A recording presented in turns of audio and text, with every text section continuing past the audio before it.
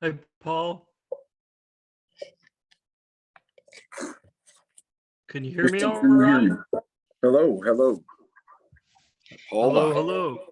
Hold on, I'm almost there. Sorry. Give me a moment here.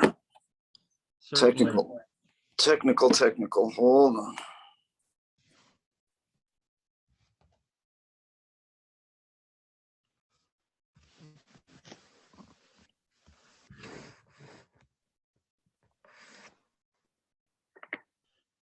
You still hear me okay, buddy? Yeah, actually, I can hear you better. Good. That's what I was hoping. How is Missouri? Oh, it is still here. It's looking a little dark and cold right now. We had some weird weather for a few days here in Texas, and now the sun's trying to peek out from behind some clouds. So that's a good thing. But most importantly, did you find your phone? I did. It was an all-day affair. I'd been searching for it since like 6:30 in the morning. Um, and even when I had friends call it, I could hear it eventually, but it was so low that it took another couple hours to find it. You had to get those call out the dogs with the barrels of whiskey. Oh, that's to save you in the snow. I don't know if that's to find lost things, but couldn't I hurt. would I would probably die after Jason Reberg drank the barrel of whiskey. Hi, John. Yeah. Hey, Paul. How are you? Hey, Agnes. Hey, how are you? I'm good. Cool. We were just Yeah, talking weather and whiskey. Yeah, I weather. can talk weather. I don't do whiskey, but it's good that it rains so I can make it because we're not out there somewhere. Yes. Yeah, it looks sort of rainy here now, but I'm not sure if it did anything today because I know Mark spent the day cutting grass. Well, it didn't rain in the morning, so we went out for a bit, but it rained here like around in the afternoon, so after 3. So, and it sprinkled a little bit. It started sprinkling when we came back from the park, like at 1. I always love watching you and your husband, Agnes, go out and do all the hiking. And John and I have a great friend, poet Opalina Salas, and her husband. She and her husband go out hiking. And I'm always amazed because I'm going to start a magazine to balance the universe. You know, there's the outdoorsman. I'm going to start one called the indoorsman. You know, where's your library? Does it have one of those secret entrances behind the bookcase? Those are all the answers that I'm looking for. And they're all inside. They're definitely not outside. But I can live Yeah. vicariously through you. Yeah, I spent too much time indoors at the computer, and if I didn't get outside, I would just, it would not be good, especially now with all the Zoom. As Zoom is like a seance. John, are you there? Come in, John. I can't wait to get back to normal. I do miss poetry readings, which are also mostly inside, but you get to travel to get to them. Yeah. Well, I mean, I like doing things inside. I like the balance. Oh, right, of course. Poetry readings is one of the things I miss most about the pandemic. Yeah. Actually, it's the thing I miss most because everything else, I mean, I teach in person, so that's not even that I miss that. I mean, it's different, but poetry readings. Oh, Yeah. Hey, Sean, how are you doing? I'm good. Sean, it kind of speaks to like what Paul was saying. Like when you clicked on, you kind of looked like you were lost in the woods for a second. Like, that's the Zoom thing. You try to figure out. It's also complicated by I've got 2 monitors, so I never know which one it's going to pop up on. Oh, okay. So I'm always looking from back. Yeah, but yeah, I'm often confused. I think that's just the way of Zoom. But I feel I have an Eric Weiss Houdini quality about, or I aspire to one. So that's the seance thing. I'm very drawn to that. Come in, Sean Pavey. Yeah. Yeah, I apologize. We'll see how many people we get today. I apologize for last Sunday. My Wi-Fi was down, but then I also tried the Zoom app on my phone because I was going to do it that way, but that chose not to work last week either. Um, so yeah, it Well, my was like, weekends are always very taken up with complete isolation and poetry reading, books of poetry. So, I'm hard to find. Not at all. that's the life of the indoorsman. It is the life of the endorsement. Yes, exactly that.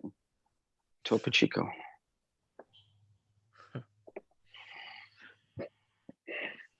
I am super, we're going to just keep talking about things that we should probably talk about once the show starts, but I'm super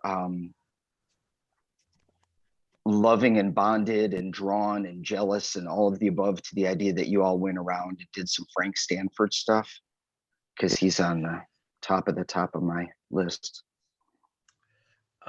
Yeah, since we really haven't been able to do in-person readings, Victor and I a couple of different times, what we've done is we just gotten in the car and done fried chicken runs, and then we've done things where we could social distance. And the Frank Stanford thing, we went and we found the cemetery where he's buried, um, which actually it's very odd. It's on a piece of farm property, and there are like cows and horses right next to where the tombstones are, and it's kept up by a group of Benedictine monks in Arkansas. I don't believe you. That's amazing. Well, I do believe you, but yeah, that's incredible. They come out and cut the lawn and yeah, they do. There's a guy safety on, scissors. Yeah. Oh, go ahead.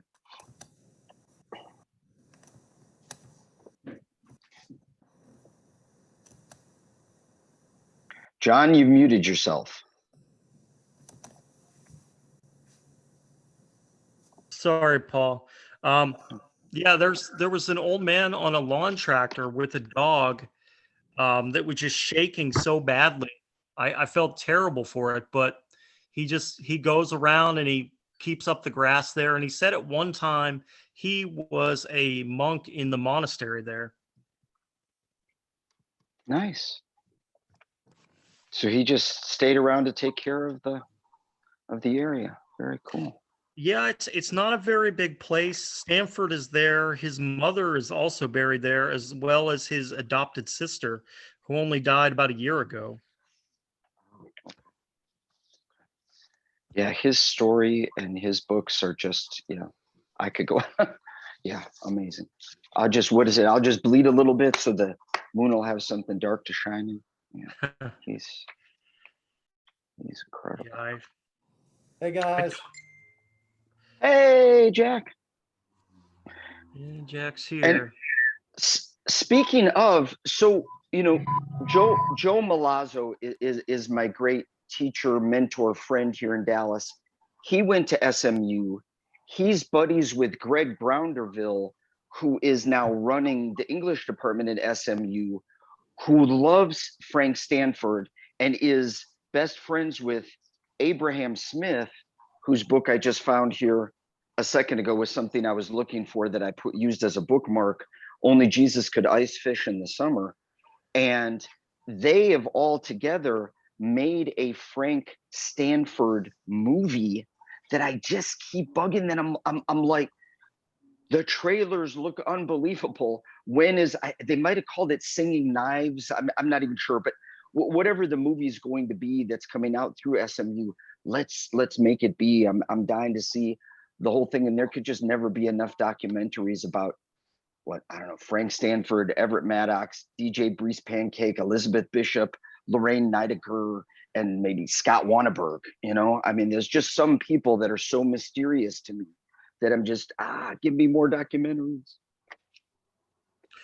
Yeah, I'm a big Abraham Smith fan as well. Paul, if you do not have it, you should get. He wrote a book-length poem about Hank Williams Sr. that's just called. I need to purchase it again because I don't want to bring the show to a downer, but there was this beautiful poet that I used to collaborate with in Dallas through the Writers Garret, and he was also, his name was Pete Tomlinson, and he was also he not only did incredible things in words, he also did incredible things in wood, and he would make all this cabinetry and these staircases for these mansions of Dallas.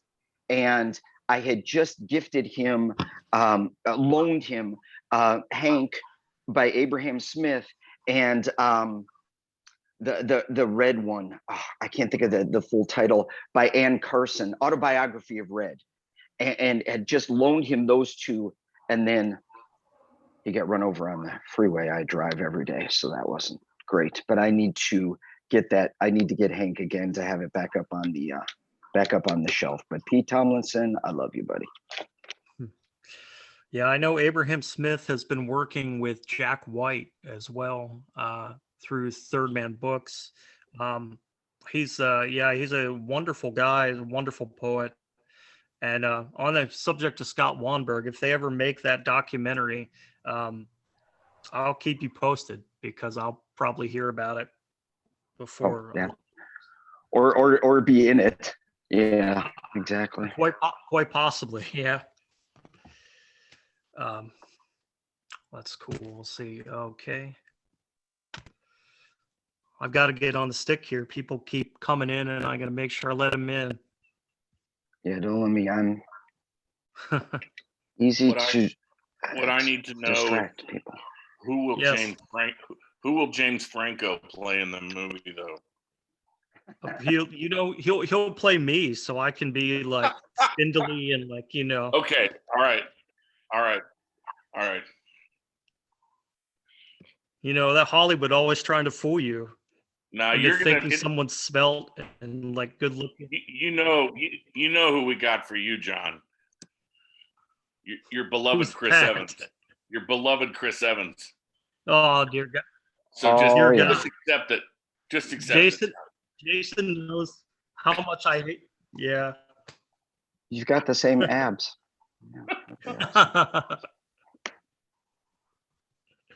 I think you should have S.A. Griffin do it.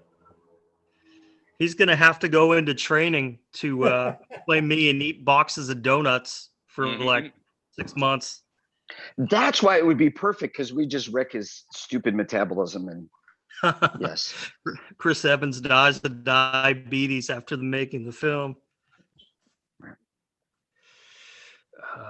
I'll give, let's see, what time do we have here? I'll give people like 5 more minutes, and then we'll start talking.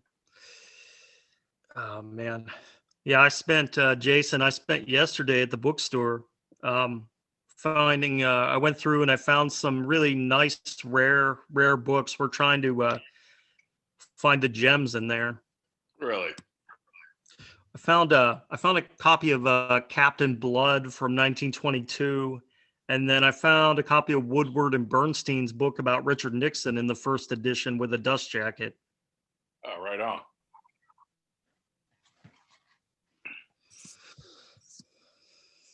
Oh, man. Yeah, so what's been going on there in Salina? Oh,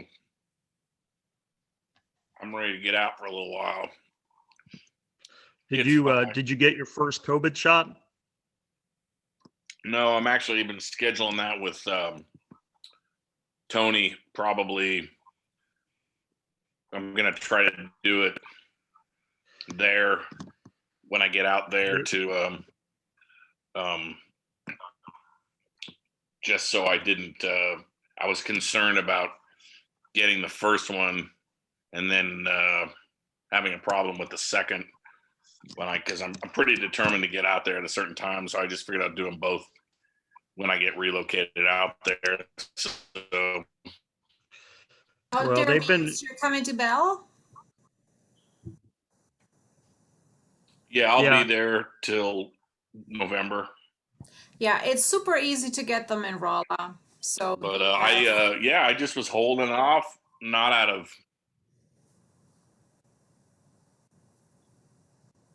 Yeah, and Bell, they've been doing them every 3 That's what I heard. Yeah. So, Do you Yeah, know? I wasn't well, resisting it. I assumed I'd just hold off to let people who needed it,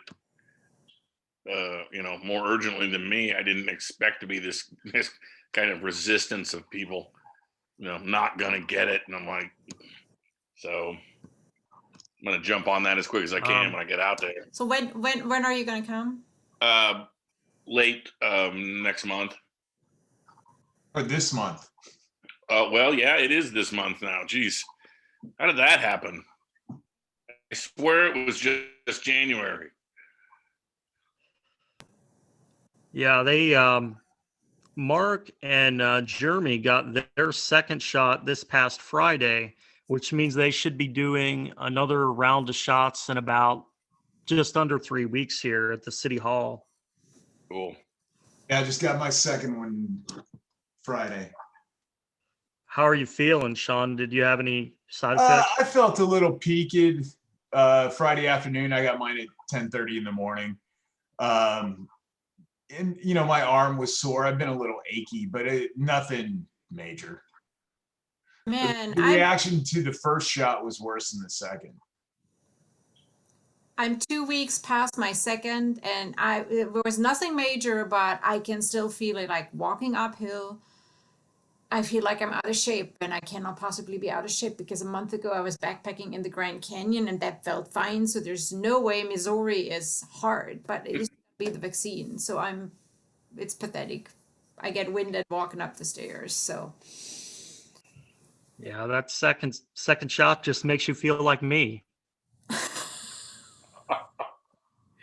So I got all double right. Pfizered a few weeks back already, and I just felt nothing. for you, Yeah, I was dizzy for a couple hours. About it. Hard to tell with me though, being the original indoorsman, because can't judge from activity. Well, it's hard to keep your immune system up, Paul, being an indoorsman. Being in a bubble. Truly. Yeah, the good and the bad. All right. Well, I figure people will trickle in, and I will try to pay attention as they do. But I'm kind of like a golden retriever looking out of a window of a car. Sometimes I forget, but I will. I'll get us started here. I'll do my obligatory opening, and just for people that aren't listening live, I will let them know that you're listening to OAC Books Presents. I am John Dorsey. We are going to be talking with and listening to Paul Koniecki from Dallas, who was kind enough to be with us not once but twice, and has frequently listened to other folks that I brought in, and always appreciate that. So Paul, like you and I, we go back about 6 or 7 years now. It's hard to believe it's been that long already since I've been in Wisconsin. But I didn't know you prior to that. I'm going to talk a little bit about how we met, but can you give me a little bit of, I know that you grew up in Wisconsin. Can you give me a little bit of background on how you came to be involved with poetry and how it first came into your life and what you were reading at that time? Yes, and thank you, John. Thank you, Osage Arts, Bell, Missouri, and all the ships at sea. I appreciate y'all, and I always love listening. And there's nothing better than a good audience, so you'll always find me as that, if nothing else. I'm gonna tell a quick story. It seems like just a funny little thing, but it means a lot to me, and it saved my life, truly. So it's 7th grade, Mr. Gorski's science class, and he's teaching us with note cards on how to organize to work toward being able to present something for a science fair kind of a situation. And there was a girl named Jennifer Grams, who you can look up now. She's a professional a musician out of Chicago with the group she leads called the Cover Girls, and she's an amazing professional violinist. But maybe for that time, the Winnie Cooper in my heart, if you get that TV reference. So instead of doing the science work that I was supposed to, I wrote her a poem on that note card that we were supposed to be writing down science proofs, what mathematical things, what have you, and showed it to her for the first time 25 years later at our high school reunion. And if I remember it correctly, it went, "The depth of my heart cannot be measured by any system of accounting except to be weighed in Jenny Grams." So to say that I would spend a life every day writing, no doubt, that was the truth. It was my safe place. That was my ability to leave whatever things were going on in that current reality and go into a bubble and love and the reading and the writing and some other things. Emily Dickinson and A.E. Hausman meant a lot to me early on growing up. And then I was in a bathroom downtown to go to play some pool with some friends at the University of Wisconsin-Milwaukee. And I'm in the can there, and somebody had written a Bob Kaufman poem, thank God, on the crapper door. Thank goodness for me. And that chased me down that trail. And then I started to get into the Bob Kaufmans and the Jack Michelins. So I've kind of fast forwarded to maybe 18 or so. And then my first poem was published in the Windy Hill Review in 1985. And God, I was 1 for 1. I was batting 1,000. It was the first poem I ever sent out, and it got published. Holy shit, who's to know? So all the rejection that was to come. But then life took me a lot of different places, and I didn't send anything out for 25 years to 2011. But I was writing, and I always kept this high boy with me, no matter where I moved and around the country. And it was just full of stacks and stacks and stacks of papers. And I will say that my youngest son, one time, he looked at me when I was writing at my writing desk, surrounded by the papers, and I'm scratching out, and I'm in the flow. And he said to me, "Dad, your head is full of people and letters, and the people are made of letters." And he just kept going. And I said, "Damn it, he's a better poet than I am." But that's been my life. And there's something I loved about the insiders and the university and the accepted poets. And there's something that I always loved very much about the Sharon Olds and the Jack Michelins and the Bob Kaufmans and the people that just spilled their guts just to spill their guts. Now, through all of those years of collecting that work before you were really sharing it with a lot of people, have you gone back into that stockpile of like from that 25 years and published any of that work? Man, you're reading my mind. It's a dangerous thing, because a positive of my writing practice is, like my friend Sean Pavey, who's here, thank you, Sean, will attest. I can't live without producing every day. But that's a slippery slope, because sometimes it's nice to stop the writer and look at, are you trying to be your own editor, be your own compiler? So yes, I dip into the old a little bit, but sometimes it will make me, I'm going to sound a little goofy here, but sometimes it will make me extraordinarily sad, because I'll feel like I can't believe I never did anything with these babies. and sometimes I'll bring them out into the light, and sometimes they just have to stay with my idea that I'll get to them someday. Did I lose you, John, or talk you to sleep? No. I completely understand what you're saying. You know, I have work like that too, but most of it, when I go back to it, I don't care for it anymore. But but I do know you as someone who writes every day. You've sent me a lot of that work, and I love a lot of what you have. I'm fascinated because you probably have so much work that even I haven't seen, that a lot of people haven't seen, and that I just hope one day, like, it all goes out there into the world, at least the work that you like. So. Thank you. And there's some stuff that's just scared me shitless, largely having to do with my best friend growing up and I, Timmy Newman. That what I finally did, because I was so frightened of it and intimidated of it as an idea, I finally separated into like a separate Paul and started sending one here and there, like as it ought to be, with the great Chase Dimmock was nice enough. So people have been nice enough to take little bits and pieces. Gasconade Review took one so that my fake self could say to my real self, well, some of them are already out there in the world, so you can't be afraid. And kind of tricking myself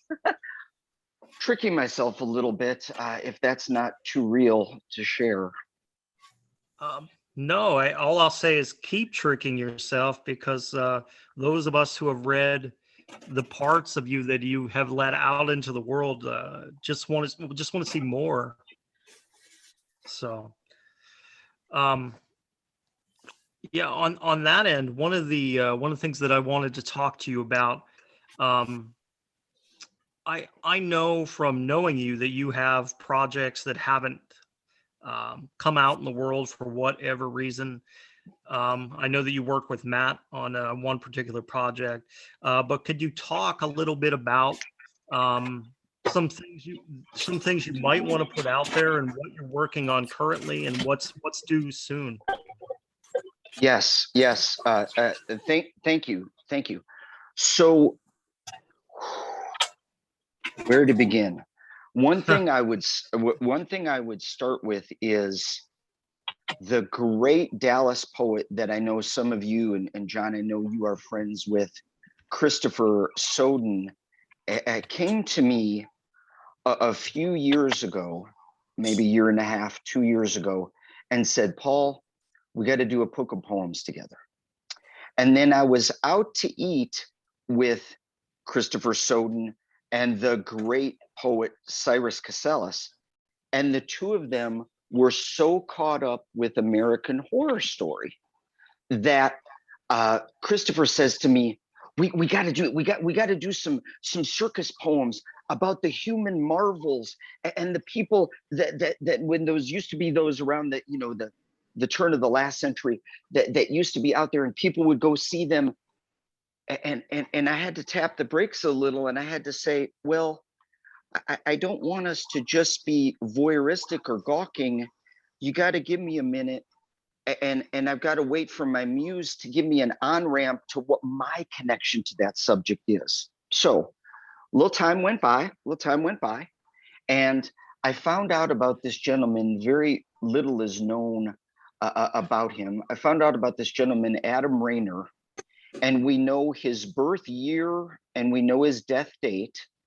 And we know that this gentleman, Adam Rayner, until he was 18, he was under 3.5 feet tall. So he was an adult little person. And then, something went on, a tumor in the brain, what have you.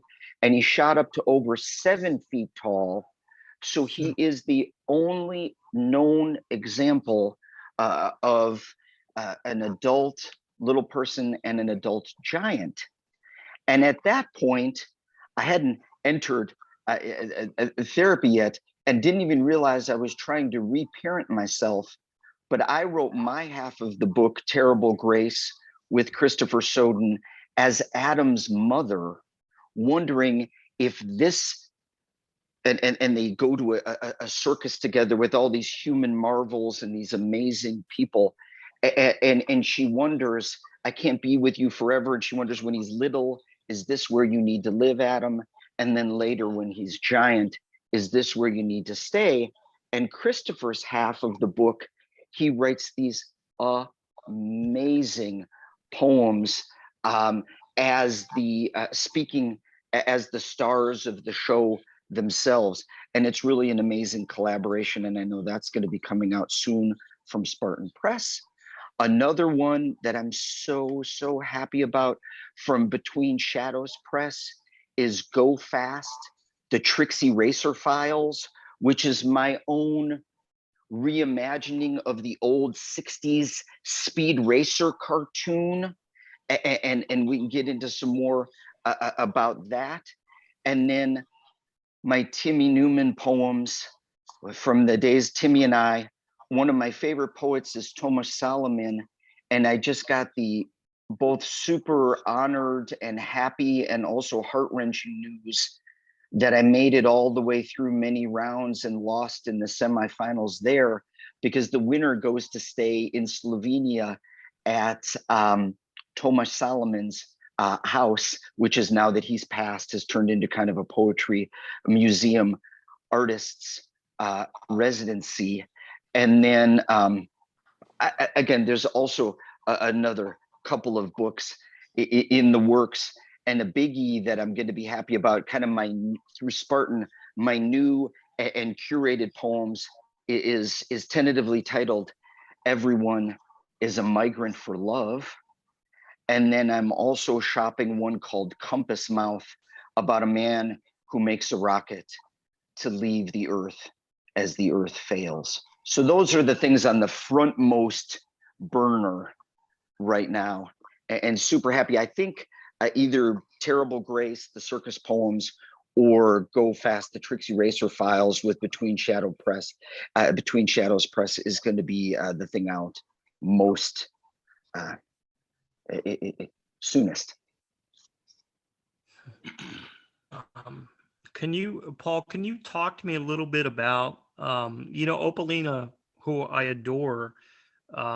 She has said that when you came to Dallas, like in terms of the community there, everything sort of changed, because you're such a force for poetry, and you're a force in this world of goodness, and you're trying to connect people all of the time, which is not easy in the world that we live in, pandemic or not.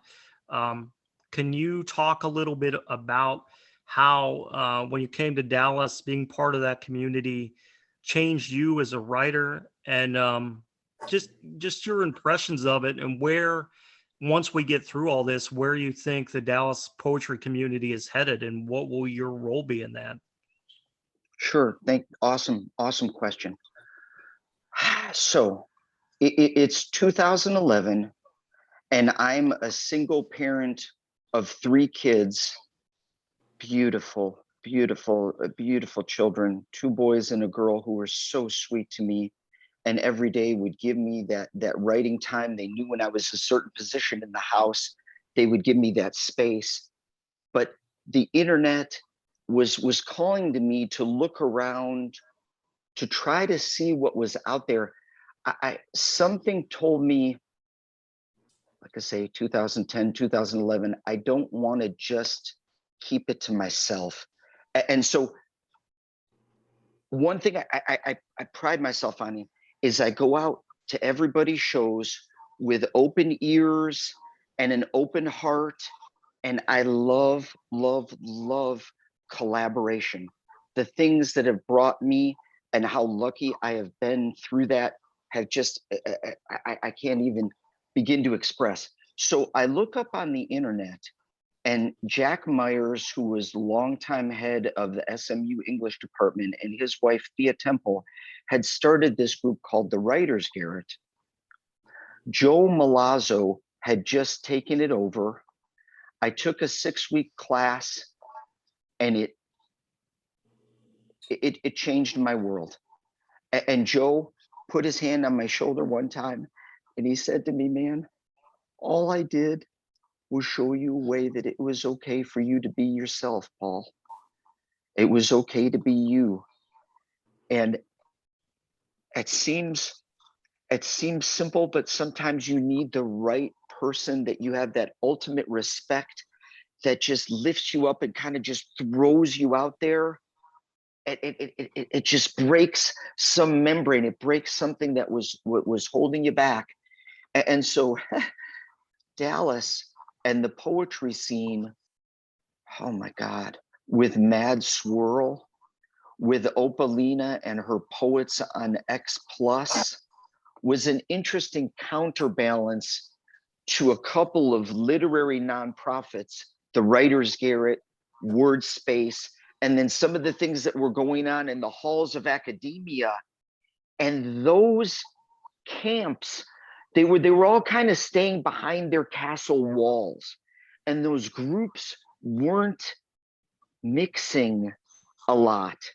And if there's anything that I like to do for good or for bad, is I like to experiment with the styles that some would call the concrete and the street, and to mix those and to put jazz with classical, with punk, with you get what I'm saying. And so I found kindred spirits in Opalina, Josh Weir, Michael Clay, Johnny Olson, it's Mad Swirl, these different groups that I'm talking about, and Joe Malazzo. And we knitted together more crossing over of those groups than there had ever been before.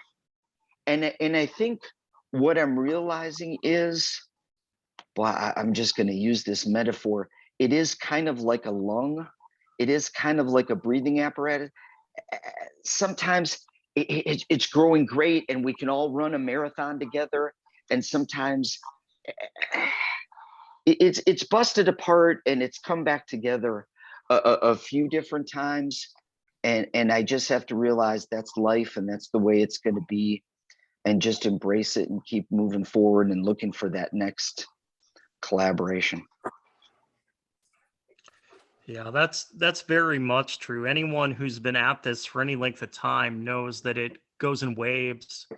And I knew you before I came to Dallas, but it definitely, when I got to Dallas, it was going through a very, very awesome wave of just a lot of friendship. There wasn't a whole lot of drama at that time, and it was wonderful to go through that. And you brought me into that, and I appreciate it tremendously. All of this, like, I've spent my life like on the highway doing these poetry readings, meeting people, and it leads me to a question that I'm kind of moving these questions around in no particular order, but it leads me to a question I wanted to ask you, which is like, once we're through all this, we're on Zoom here today, and I'm grateful for that opportunity, but this is the question I think we're all asking. Once we come through everything, what do you think Zoom's role will be in the poetry community? Do you think it will have one? Or,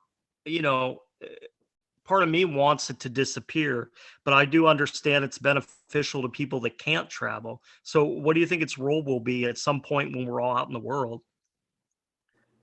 That we're lucky enough to all have these Star Trek communicators in our pockets is going to be a hybrid.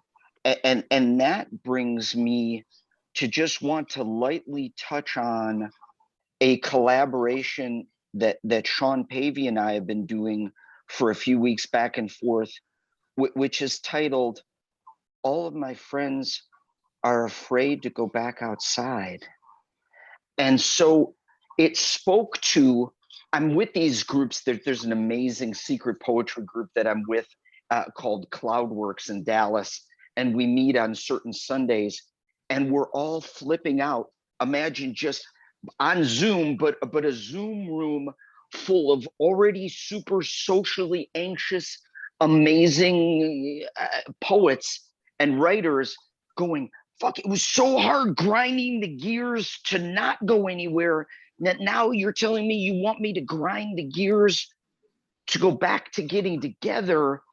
But I just love the beauty and the sweet tenderness that Pavey and I are going back and forth in discussing that.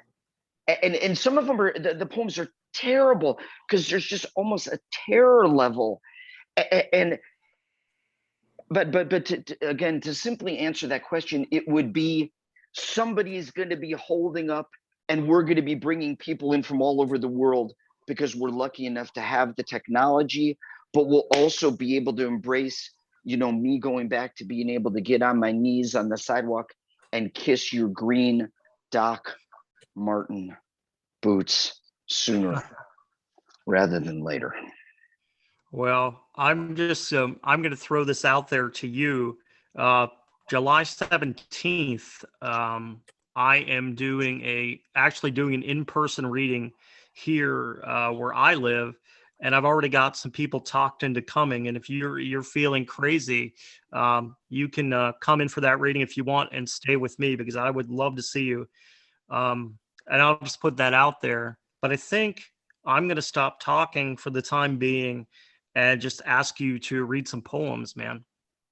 Sure. And I've got it. This is only a 3-line poem with a quick story, and then we'll get on to some bigger poems. But it speaks to the collaboration idea. Okay. And I found it as the bookmark in that Abraham Smith book, and I had to share it with you. So there is this group in Dallas called the Verdigris Ensemble, and they are a choral group. So they're amazing singers, and they do these little operas, and they wanted to do one about the city of Dallas called Faces of Dallas. So they get this world famous painter, and he paints a couple of subjects of these really very super interesting and diverse people of Dallas. And these paintings are like 40 feet tall, right? And then they get David Ross Lawn, this madman from Scotland, this world-class composer, piano player who comes out in dresses and kimonos with Doc Martin boots, and he's playing the piano. And they're singing, but they're moving around. They're doing choral operetta in like a way you've never seen before, okay? And they came when they were going to do this, Faces of Dallas, and they go to the very famous Joe Malazzo, and they say, write a poem about Dallas, Joe. And he says, fuck that. I'm going to go get 30 poets of Dallas and have them each write a 3-line poem about their neighborhood, because that man doesn't care about getting credit for himself. He wanted to hear what everybody would share from these poets that he knows. So my wife, Reverie, and I live in this far part of Dallas called the Cedar Park Preserve, where there's all this almost semi-mountainous and these great woods. And up on there is this place we love to go and watch the stars called Prayer Mountain. It's the highest spot in Dallas, has a little church on top. And it's one of these moments. I have a moment where Willie Nelson once opened up for one of my poems. And this is an example of where Emily Dickinson opened up for me. I kid you not. So it's the day of the show. I thought they had picked my little 3-line poem about my neighborhood called On Prayer Mountain. I thought they had picked it, but I wasn't really sure. And so they were watching the whole show, and there's the mad Scotsman with his dress flying and his Doc Martens playing the piano. And there's these amazing 40-foot high paintings, and there's these singers going back and forth. And it's the very end, and they have Emily Dickinson's poem is sung, Hope is a Thing with Feathers. And I'm like crying, and all these other people in the audience are crying, and it's so beautiful. And this person gets up in the back, and they start singing, on Prayer Mountain. And the poem goes, on Prayer Mountain, southwest of evening, God's skin is black with a million silver freckles, each holding light too heavy to carry alone. And I'm like falling, I'm like, my poem fucking closed the whole show. Emily Dickinson opened up for me. Unbelievable. So anyway, that was a great experience that comes from nothing but the open-heartedness of other artists and love for me writing about that neighborhood in that very special little spot where Reverie and I would go watch Venus chase Mars across the sky. So I want to open up with a couple of Timmy Newman poems. And one of them, if I hadn't sent this poem to John Dorsey after we met in Milwaukee, I wouldn't be here today. So this one's called Landfill 78, Timmy's Song. Roger was a soldier once. He liked to take his friends to topless bars. I thought it meant those establishments had outdoor seating. If I ever have twin daughters, I'll name them Cain and Abel. It reminds me of the military alphabet, although I think I'll change the spelling. My father had a cane for show he called a walking stick. I didn't understand Monty Python, but I wanted to Monty Python the tendons in his neck. Chasing abstractions like beauty and dumb, legend stated Roger liked to rub his penis on urinal ceramic. I thought cigarette smoke looked like a girl talking to the longest evening of the year. All the men smoked. It was a billion flowers. It was an alien invasion. It was an octopus on fire. In the store shop window glass, the orange tips of their cigarettes looked like fireflies in a mason jar of fog. Courage was a wrestler, and her lips were like a graveyard, and her hair was like the sun. I was a distance runner, cross country, breaking miles longer than 8th grade girls' legs in shoeless winter snow. Roger liked to race me short distances to the bedroom and the bathroom in his cane. When he beat me, he called me dumb. His cough followed his laughter like a backhoe in a landfill, or the beauty in the lighting of a Pall Mall cigarette. Brick red package, brick red face, brick red heart, stale thunder and warm beer, hot lightning and cold blood. My father's name was Roger, and in the army, that meant yes.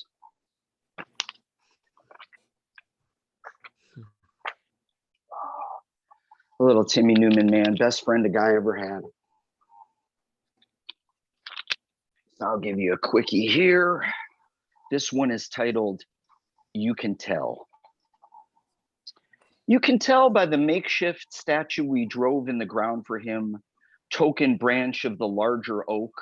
We remember Timmy Newman hiding in late one summer afternoon circa 1979 as the setting sun and the police came screaming down the hill.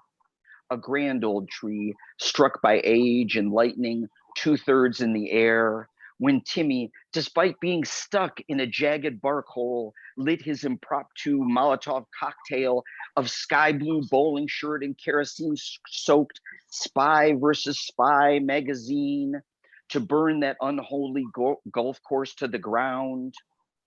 Looking back as we ran, Timmy was all eyes and teeth, twisted in a sweaty orange madness.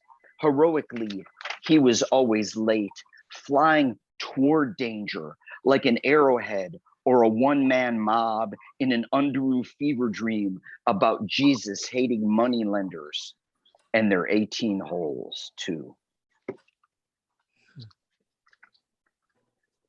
All right, I got to give you this one from Gasconade Review.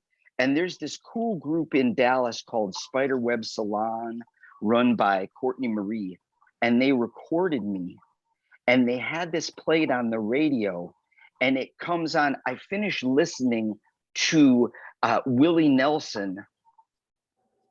And Willie Nelson finishes, and I hear this. Flying over Milwaukee for Bobby Cook. My parents had the same house for 49 years. You happened to be outside just across the street the day I took my kids to see it. As you stood in your parents' yard like you were waiting for a bell to ring, I said, look, kids, it's Bobby Cook, the king of Wisconsin. And I thought about how you were bald now as a missed free throw, but I didn't say it. I chose to remember instead how you started for the varsity basketball team in the 9th grade, and how glad I was you didn't have a pot belly or a cane, and how playing in your parents' driveway once on a warm summer night with the wind at your back a long time ago yesterday, I saw you jump all the way over the moon. I was so damn glad when the Gasket Review took that. I'm like, I wrote a John Dorsey poem. Yeah. Yeah. All right.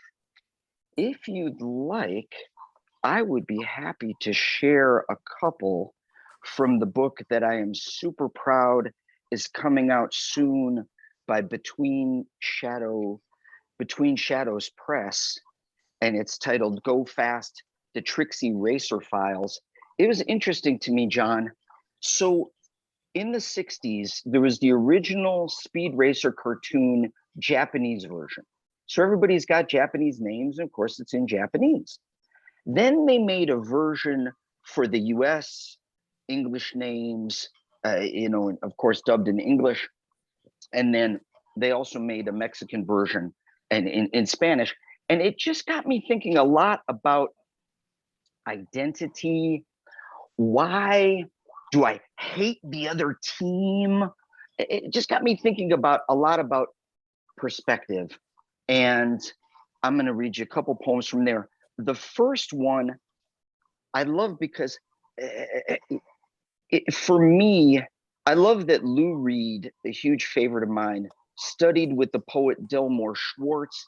And sometimes this one, it's kind of a Richard Hell, Teresa Stern, New York City punk meets Wallace Stevens weirdness kind of a vibe to it.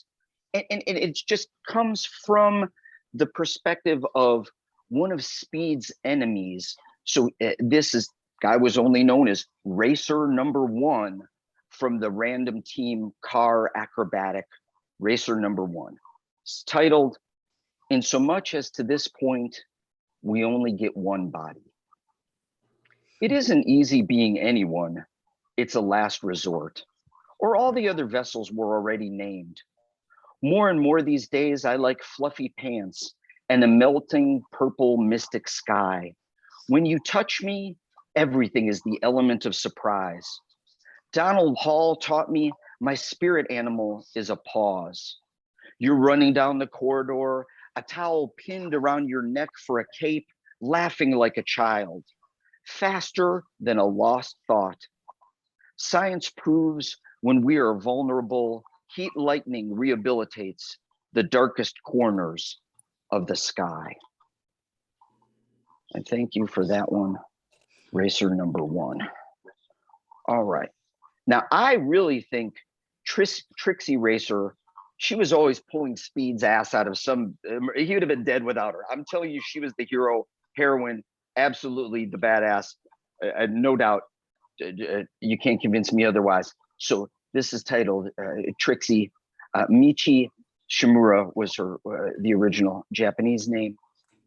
And the poem, the sign on the side of the road to the criminal's lair reads, City ordinance prohibits the discharge of firearms. I remain concerned they hadn't covered our eyes. I know the privilege in being given a helicopter as a birthday gift, controlling it in drone mode from a wristwatch of my own invention while being held captive by murderers, I take as a great source of pride. Speed Racer is still sleeping. The bad guys are jamming to Carl Perkins. The roof of their Lincoln peels off like one long red curl of apple peel. As I drop more knockout gas, a pink harness lifts us up and away. At a distance, the fog is frosting. We are the bride and groom. maybe fingers leaving cake. So that's the badass Trixie Racer.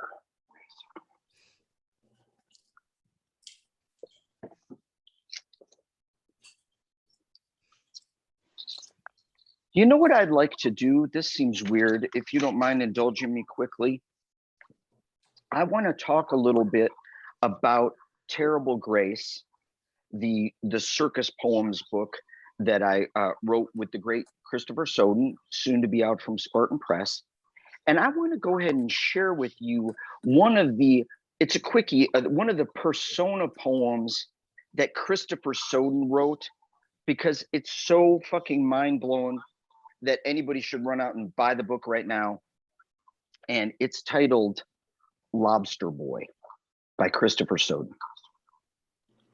My Jewish buddy Sam used to joke I could wreck a Hasidic wedding just by showing up. And let me tell you, nothing like a friend to keep you chuckling through the rough times. I guess it's no blinding revelation that the key to surviving this dark, dark ride is salvaging your power to detach, to laugh when they gasp at your pincers, or when you light a smoke, or remove your shirt. Maybe tonight I will find a dance hall bathed in cool, forgiving darkness, except for Christmas lights twinkling like cheap grace, where moonlight serenade floats the air, where a sweet, tender girl might grant me a spin without noticing or caring I am a crustacean in disguise. Night after night, I read Richard III, envy him his cynicism, his audacity, his refusal to bend to the yoke of idiots who see only his gnarled back, his poisonous demeanor. Imagine the sack it must have taken to seduce the widow of the man you assassinated. One day I will say goodbye to my terror, my cowardice. I will silently glide among them, sliding my hungry knife between their ribs like you would prepare a fat hen for supper. Christopher Soden, tell me that isn't a hell of a fucking poem. That's Lobster Boy.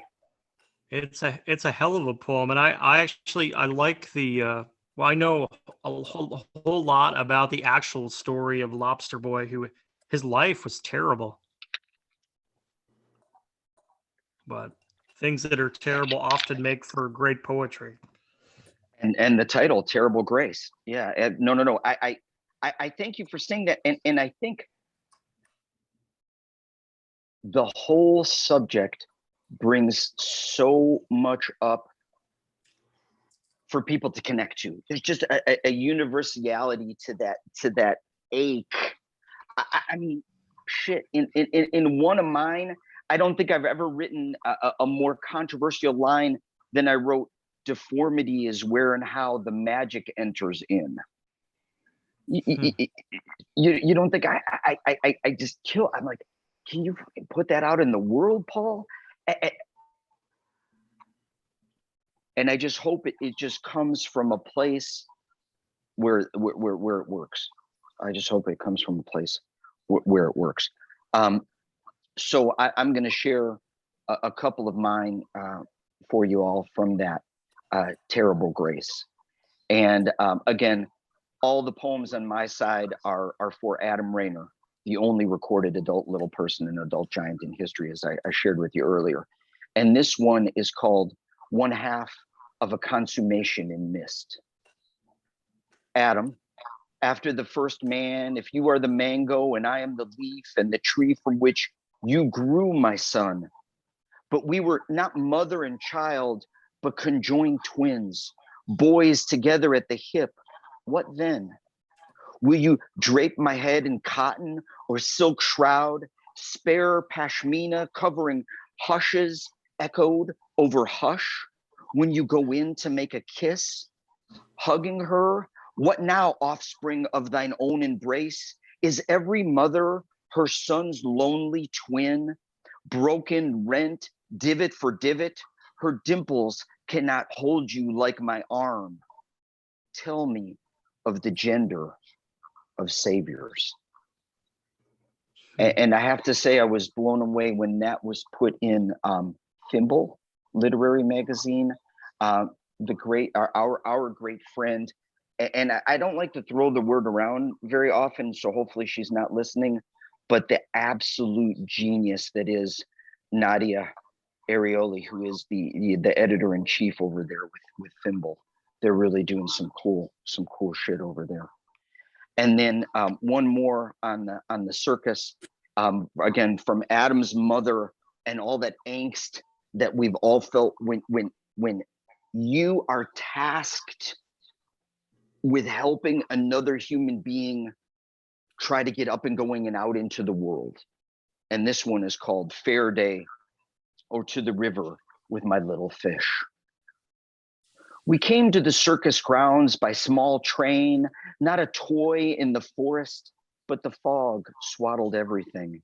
Between galena tinctured arms of tree branching to smaller fingerlings and capillaries of damp brown hair, on the steam engine swam. Adam and I immersed in it, on the frontmost wooden bench holding hands. I whispered, "This is where the royals of divergent evolution reside. God has many plans, and we are two of them. Better to see the fault in others and the beauty in ourselves. Deformity is where and how the magic enters in."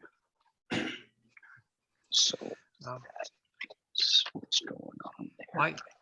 I think, Paul, I know you put some thought into like whether or not to put that line out into the world, but I honestly, I think that line is beautiful somehow.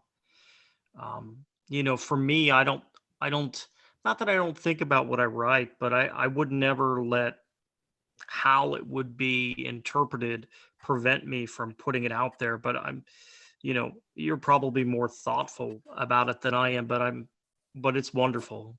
It's wonderful. Oh, no.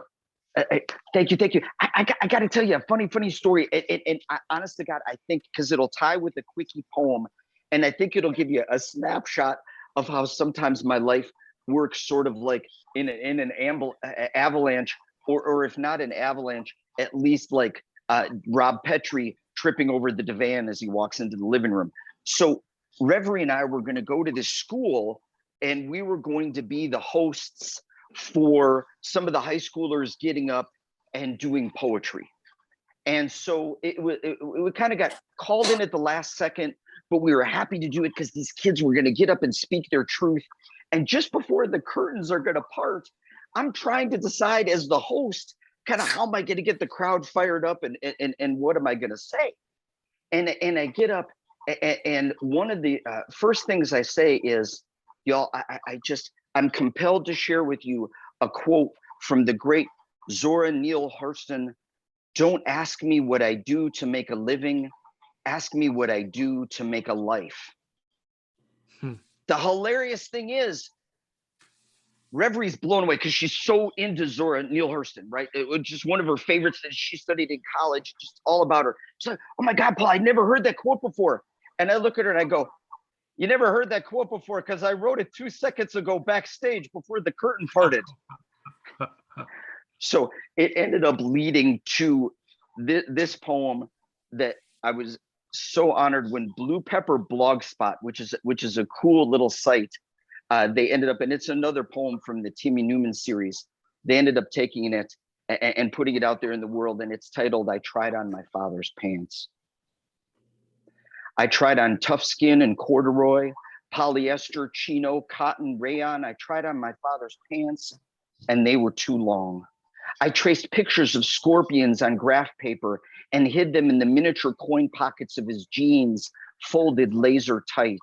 I tried on overalls and the onesies mechanics wear. I tried on costumes and starch, spells, spelling, poison, 5-finger death touch curses, nunchuck training. Don't ask me what I do to make a living. Ask me what I do to make a life. I am the still blue figure, the dead lake, the terrible mirror typing like a moon. I am the little boy waiting to grow 8 legs and a barbed tail, sting the sun, and the hand that placed it there, make a desert of the sky. Man, that's beautiful, beautiful stuff. But So I wanted to ask you, the book that you've done with Christopher Soden, who is publishing that book? Yeah, I believe it to be under the Spartan imprint. I know Okay. there's several tentacles, not testicles, several tentacles there. So I believe it's in process. And there's a Baron or two that may have more to say about that. One testicle, several tentacles. Yes. Um, The so Thululian nightmare. let me ask you this. I normally save this for toward the end, but I wanted to ask because sometimes I do forget. If people wanted to pick up your work today, what's out there and available, and how can they get it?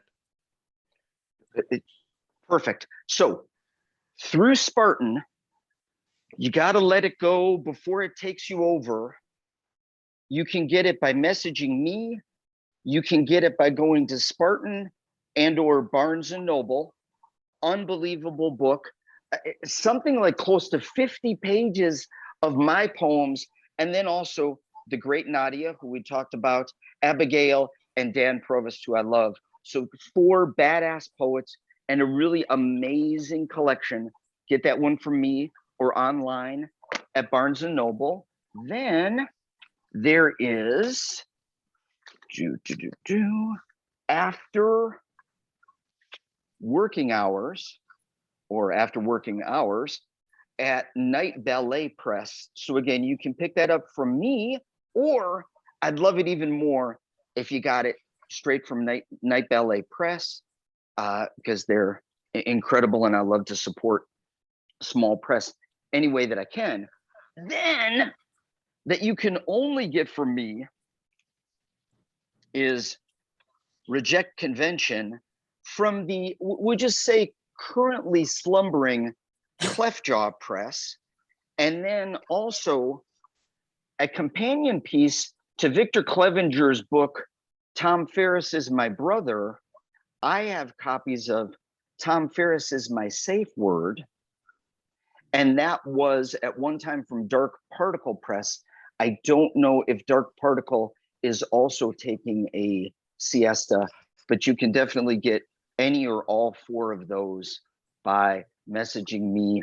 No shipping and handling, and depending on what books people want, I will work out a deal and get them to you. Awesome. Yeah, I can tell you that I saw Nathan in person a few weeks ago. He and his stepfather came through town, and I don't know. I believe Dark Particle is either resting or done. I don't know if he is publishing any more books, but the books that he has done are fantastic, yours included.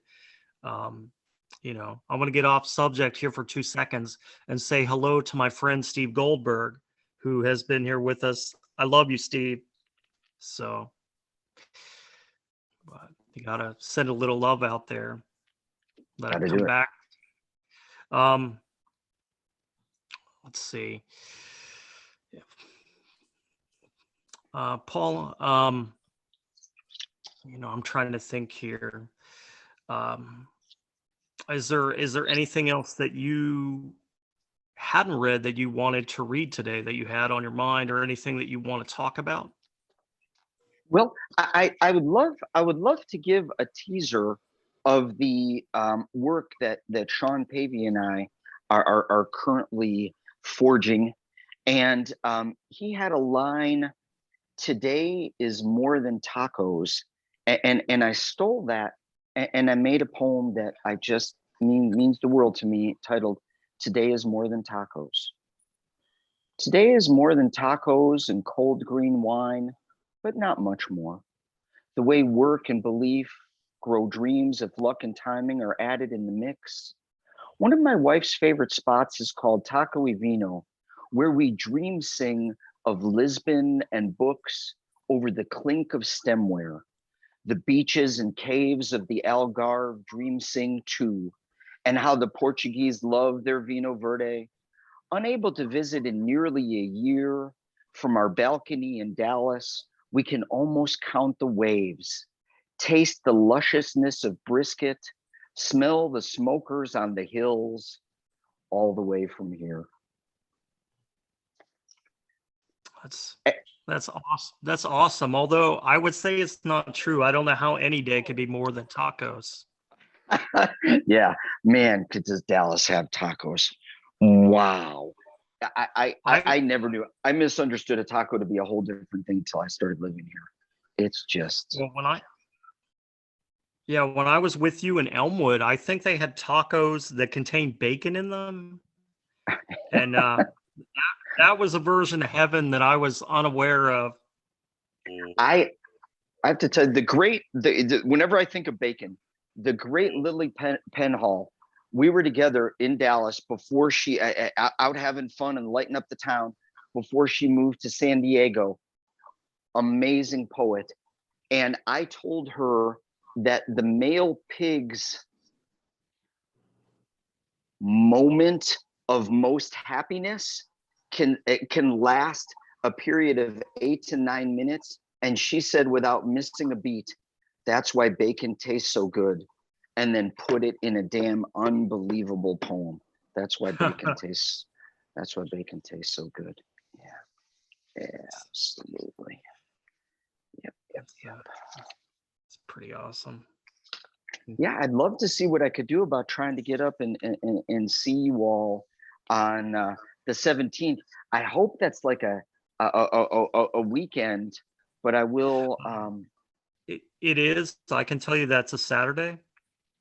Great. I will. And definitely.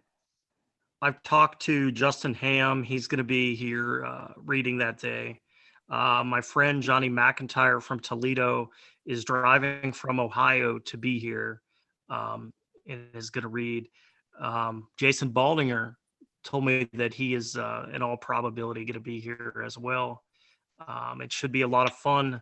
The store that we're having the reading in has been completely remodeled, and the space is so open that you could be in it with someone else and you don't have to be anywhere near them, which is the only reason I'm willing to do it indoors, because you really can social distance there. So please consider coming.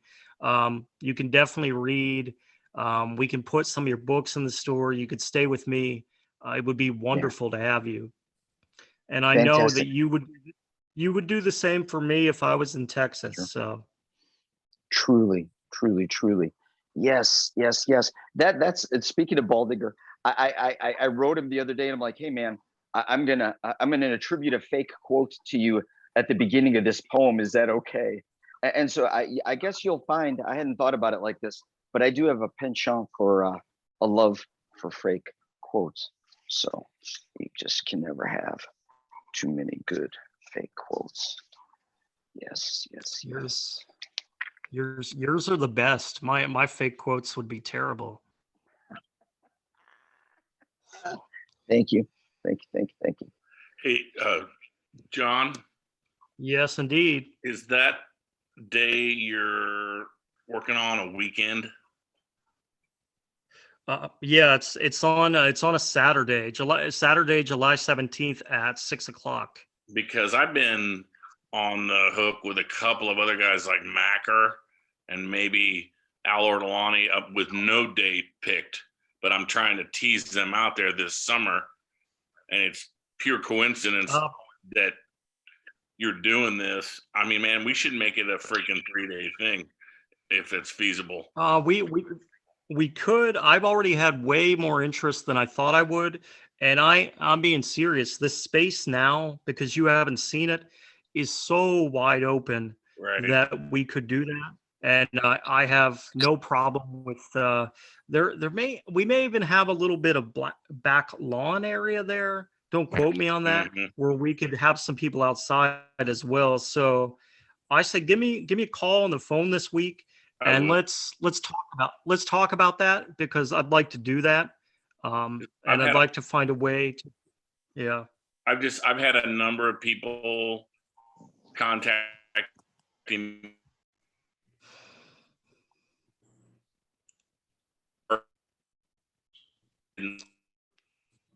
I don't think so, but this might be as equally good or better substitute if everybody's comfortable, something like that. I mean, it sounds like you're already making some way on. I with some other people trying to get out to there for the hell of it, but this could be like a pretty cool. It could be a little mini throwdown, and it would be cool if it was BYOLC, bring your own lawn chair, if you had so many people, and you really, I think we could make it happen. I'm thinking about adding a second day in St. Louis. I'm thinking about getting in touch with Brett Underwood and doing an outdoor day at Bellefontaine Cemetery, where William S. Burroughs was buried, and Brett has scheduled things there before. And I think for people that don't want to be indoors, if I could have a second day as an option that was outdoors, it would be wonderful. And for the people that are coming from out of town, to have two readings available to them to make it a little bit more worth the drive time. That's something that I'd like to do. So Jason, I've already got the wheels in motion on it. And yeah, so if you want to talk and we can turn this into a thing, I would love that. All right. That sounds good. Does Crazy Mary still own the motel? No. I don't know the person who presently owns it, but she does not. Okay. All right. And with that, I'm going to stop talking about that, but I'm going to ask you, Paul, is there, because we've been on here a little while, is there a poem that you would like to close with, and then we can keep talking? Sure. Yes. So this one from the book that Sean and I are doing, and it is titled All My Friends Are Afraid to Go Outside. My favorite old-time movie as a child was Robin Hood, starring Errol Flynn, leading to a lifelong fascination with Tasmania, faraway, smaller island off the impossibly faraway, larger island of Australia, and Flynn's ancestral home. Additionally, it was my first lesson in understanding not all heroes are shining examples of shiny goodness. Inside the bone house, cages formed around their beating hearts. All this came to mind upon my 22nd viewing of the last known Tasmanian tiger, filmed pacing in captivity in 1933. Having spent a lifetime feeling hunted, I watched again and realized the Tasmanian tiger wasn't consumed with thoughts of escape or loneliness. The tiger was petrified by what it recognized, trying to make its way in. Awesome, man. Thanks. Thank you, Paul, so much. And thank you for being so understanding about last week. And it means a lot to me that you're here and that you agreed to do this. I'm going to do the little plug that I always do when I do this podcast for Osage Arts Community. And I will say that you're listening to OAC Books Presents, and this podcast is brought to you by Osage Arts Community, which is a year-round residency program that typically offers residential space from 1 week to 12 months. They welcome visual artists, musicians, poets, people of any number of artistic disciplines. And if you're looking to apply for a residency, they are taking applications now. And I think you can go to their website with that, but you could also message me and I will point you in the right direction if you're interested in being here. And I just thank them for being generous enough to give me the space that allows me to do this. And with that, I will officially close things up, but I'm going to stay on and I'm going to let people keep talking because we have a lot of wonderful friends here today. And I want to thank them for listening. I usually get better attendance on YouTube later on, but this has been fantastic. So I'm going to say that everyone can turn off their microphones and talk to Paul and buy his books from him. Ask him about that while you have him here live, and give him your money because he needs some oil for that wonderful, luscious beard of his. Thank you. Thank you. And y'all don't know how hard it was for me not to read one of my 72 John Dorsey poems where I express John Dorsey love and beard love. So again, thank you all. Thank you. I'm going to say to Jack Furnell, because I always try to get Jack to book my guest onto his podcast. And if I'm sure, Paul, you and Jack talk, it would be wonderful if he thought about having you on as a guest, because you could just be just as sparkling another time around. There's more sparkle. Jack kicks ass. So yes, that would be, I would be proud and honored. You're hiding some fairy dust under that beard. Yeah, I love fairy dust. Yes. I didn't tell you I sprinkled some fairy dust on this one. I wrote, look at that, pink and purple. That'll make some of the more hard ass poets cringe. I always love to throw people off. Take my pink. Take my pink.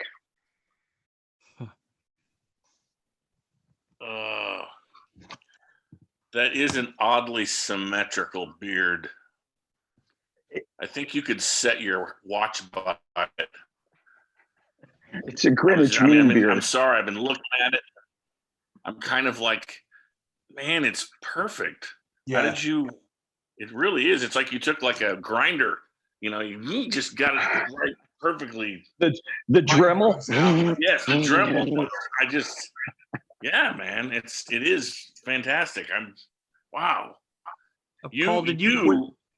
You are a socialist workers statue from the 1930s with that profile and beard, staring up into the future of the 20th century to come. Mayday. Right. Yes. Right there.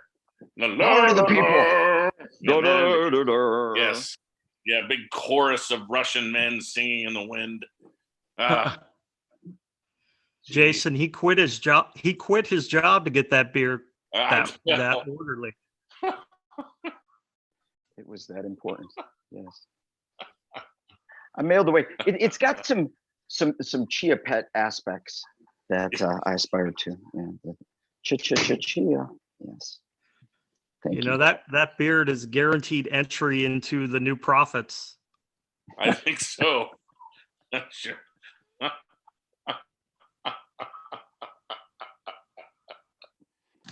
The Werewolves of London, the Lost Verse, and his beard was perfect.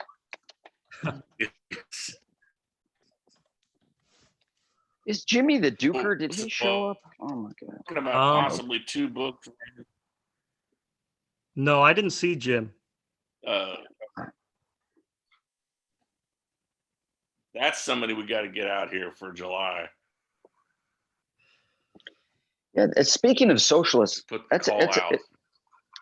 it's a crazy story because the couple of 2 or 3 blocks of the town I was born in, when the guy sold the land to the city, he said, "I will give it to you, but you have to let them go to Brookfield schools." And what does that mean to all of you? That means I got bussed in from right near kind of the urban side and a very lower middle class to like into this school district with fountains on the lawn. And Jim Dukers grew up like 2 blocks over from me, but he told his family, "Fuck that, I'm not going to this school with those rich son of a bitches." So that's how he and I never met until we went to the Kansas City Poetry Throwdown. So I've told that story a few times, but he's turned into one of my great good friends. So it's just funny that we had all these mutual friends as kids and would have gone to school together, but he was smart enough to bail out of that John Hughes situation going wrong. Yeah, I met Jim about 14 years ago now, and I stayed in a hotel room with him for a week with some other friends. And as he was leaving to go to the airport, he had all of these, like a suitcase full of colognes. And somehow the suitcase like took a tumble and all of the bottles of cologne smashed on the ground. And our hotel room smelled like a dead French prostitute.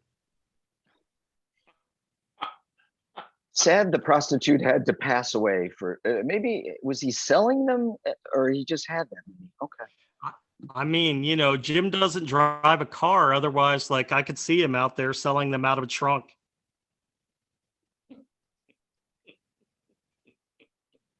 The basket on the front of the bike, maybe. Huh. Yeah.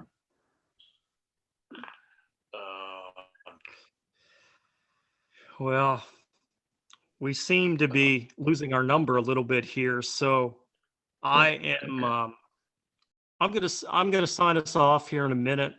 And Paul, I'm just gonna say, put that date of the 17th of July in your mind. And seriously, if it's at all doable, shoot me a message. And Jason and I will try to turn everything into something special here this summer. I'm hoping we can get a lot of people to come out. Very cool. I may be able to correspond to you kind of what I've got going possibly for it and against it. So there's just a lot going on, but I'll really move heaven and earth and see what I can do to make it happen. I give it at least today at a good strong 51%, and hopefully it can go up from there. Hey, in our current political system, 51% is not bad. No. So, all right. Well, I'll let everybody go. Paul, I love you. Thank you for being here. Jason, give me a call this week. I will. And I'll talk to you guys soon. And Jason, give me a call this week before Christopher Soden kills me. All right. Love y'all. Love All right. you guys. All right. Bye. Thanks, John. Bye. Bye, everybody. Bye. I don't want to go. Bye.